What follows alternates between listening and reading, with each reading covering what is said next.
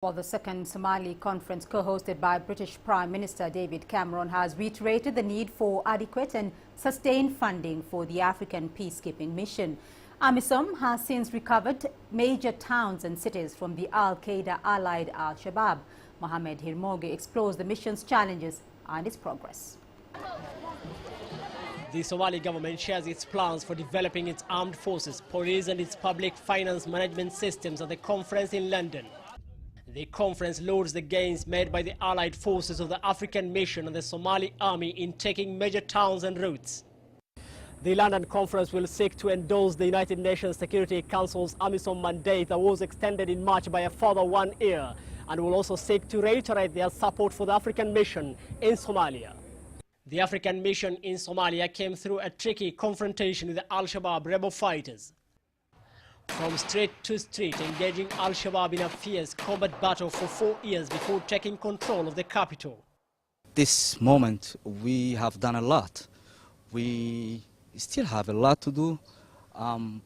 Major towns were caught by and secured by Amisom. Again, we have to understand we cannot do this job without being joined by the Somali National Security Forces. The UN Security Council had unanimously adopted a British-drafted resolution to extend the mandate of the African mission. Challenges, however, remain.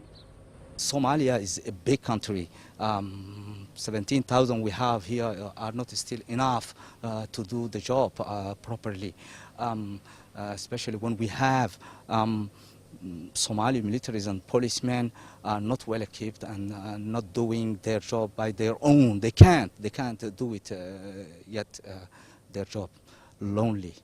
But the most challenge we can talk about is the resources, the personnel. We need more troops on ground. Somalia's future, terrorism and strengthening the country's military have been on the agenda at the London conference. Mohamed Hirmoge, CCTV, Mogadishu.